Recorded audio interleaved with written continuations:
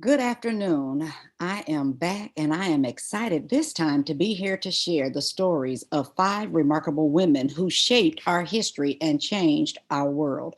I don't know about you, but oftentimes I tell God, I'm so grateful to be a woman. I'm so grateful for his divine design. And I'm also grateful that there is absolutely nothing that a woman with a made up mind cannot do. And so, what I'd like for you to think about or ponder today is what the scholar, the scientist, the social justice worker, the spiritual servant, and sports star have to say to us today. The scholar, Jane Addams, a pioneer for social change and social justice. Suffragette settlement house founder, peace activist and Nobel Peace Prize winner Jane Addams rejected marriage and motherhood in favor of a lifetime commitment to social reform. Addams and her friend Ellen Gates Starr traveled to England in 1881. It is there they were inspired by the famed Tony B. Hall in London. It was a special facility to help the poor. So in 1889, they moved into an old mansion in Chicago where Addams lived for the rest of her life. Hull House, as it was named, provided a place for immigrants of diverse communities to gather. Adams and other residents sponsored legislation to abolish child labor, establish juvenile courts, limit the hours of working women, recognize labor unions, make school attendance compulsory, and ensure safe working conditions in factories.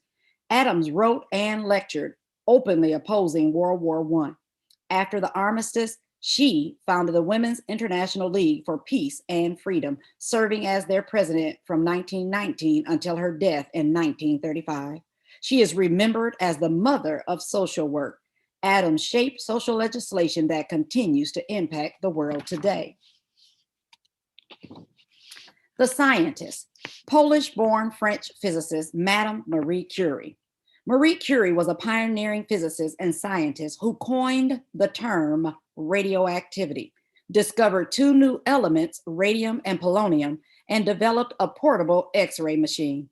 Curie was the first person, not woman, who has won two separate Nobel Prizes, one for physics and another for chemistry. And to this day, Curie is the only person, regardless of gender, to receive Nobel Prizes for two different sciences.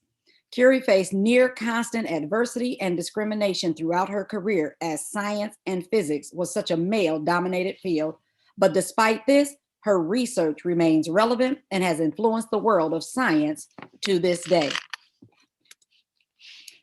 Third, social justice worker Sojourner Truth, a woman's right activist and a voice that changed a nation.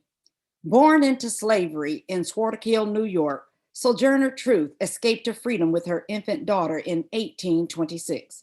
6 feet tall, with a powerful voice and driven by her deep religious conviction, Truth was an ardent abolitionist and women's rights activist. Among many of Truth's legacies, the tone and substance of her language is what looms large. She stumped the country speaking on emancipation, politicians, political action, racism, women's rights, and segregation. Perhaps her best known speech was the stirring "Ain't I a Woman?" delivered at a women's convention in Ohio in 1851. When Truth died in 1883, her funeral in Battle Creek, Michigan was the largest the town had ever seen, a testimony to how her heroic and courageous life touched so many around her. Now, these next two women I like to consider the thriller in Manila. First of all, you may be as shocked as I was to find out about one of them. And the other one, because I am familiar with her, who is right in front of you now, I hope that you have a newfound appreciation for every woman in ministry. Here is her story. This spiritual servant, Reverend Jorina Lee, was a trailblazing preacher who broke social barriers for Black women in the 1800s. The Reverend Lee was the first woman to be authorized to preach by Richard Allen, the founder of the AME Church, and the first Black woman to have an autobiography published in the United States. Jorina was born in 1783 to free but poor Black parents. She was sent to work as a live-in servant at the age of 7 and was later exposed to Christian teachings. Jorenna came to Philadelphia as a teenager and was changed after hearing a passionate sermon delivered by Allen. As a result, she united with Mother Bethel AME Church in 1804. In 1811, Jorenna married Joseph Lee, who was a pastor of a church in Snow Hill, which was located 6 miles from Philadelphia. Joseph did not want Jorenna to preach, so she put her spiritual needs on hold. After Joseph Lee died in 1817, Jorenna returned to Philadelphia and became fully devoted to her spiritual growth. She soon started hearing voices telling her to go preach the gospel. Preach the gospel. I will put words in your mouth. Jorenna told Bishop Allen that God had spoken to her and commanded her to preach, but Allen said that there was no provision for women preachers in the Methodist Church. Yet, this did not stop Lee from pursuing her call. She said, if the man may preach because the Savior died for him, why not the woman, seeing he died for her also? Is he not a whole Savior instead of a half of one? Did not Mary first preach the risen Savior? Allen still refused to acknowledge her calling. But 8 years later, during a Sunday morning service at Mother Bethel, Allen seemed to tire. Lee stepped up and began to preach, and the crowd was very receptive. So in 1819, at a time when women were forbidden to preach by social and religious customs, Jorenna Lee was the first woman that Allen authorized to preach. Being a Black woman in the United States, she still faced hostility in her ministry, despite Bishop Allen's blessing. But she became a traveling minister, and in 1 year alone, she traveled 2,325 miles and preached 178 sermons. Reverend Lee also wrote 2 autobiographical memoirs called The Life and Religious Experience of Jorenna Lee and Religious Experience and Journal of Mrs. Jorenna Lee. Unfortunately, Jorenna Lee died penniless in Philadelphia in 1864. In 2016, the AME Church posthumously ordained Jorenna Lee during the 50th quadrennial session of the General Conference. Reverend Jorenna Lee's work as a preacher broke a social barrier that had excluded women, especially Black women, from religious leadership. Her fight for women and religion inspired African American women and men then and today.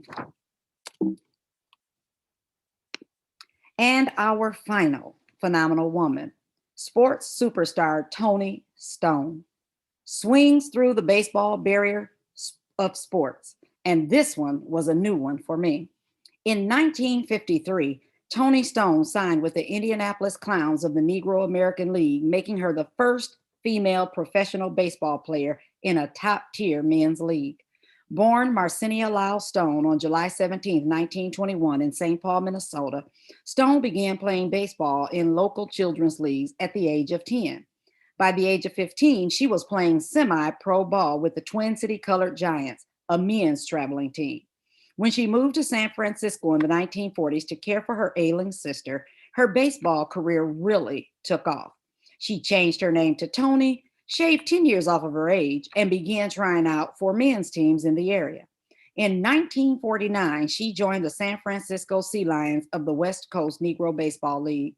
Although she had to deal with taunts and insults from fans and teammates who objected to her playing a men's game, her stint on the Sea Lions provided her with some much needed exposure. She capitalized on that notoriety by joining the Clowns in 1953. Although she was hired in part because the owner thought a woman on the roster would draw fans, she earned her playing time with hard work and dedication.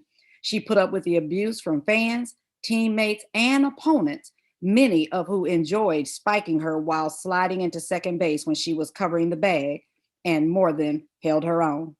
She got a hit off of legendary pitcher Satchel Paige, and she played with future Hall of Famers Willie Mays and Ernie Banks. At the end of the season, she was traded to the Kansas City Monarchs, the team Jackie Robinson played for before breaking the major league color barrier in 1947. After one season with the Monarchs, her age caught up with her and she retired. She passed away in November of 1996. So I say to you, indeed, look how far we've come. Each of these women were indeed clothed with strength, dignity, and they were able to laugh without fear because they knew their future was secure. God bless you, and I hope you've enjoyed learning about these women of the past who offer up for us a glimpse of what we need in order to sustain ourselves in the present. Have a wonderfully blessed rest of the day.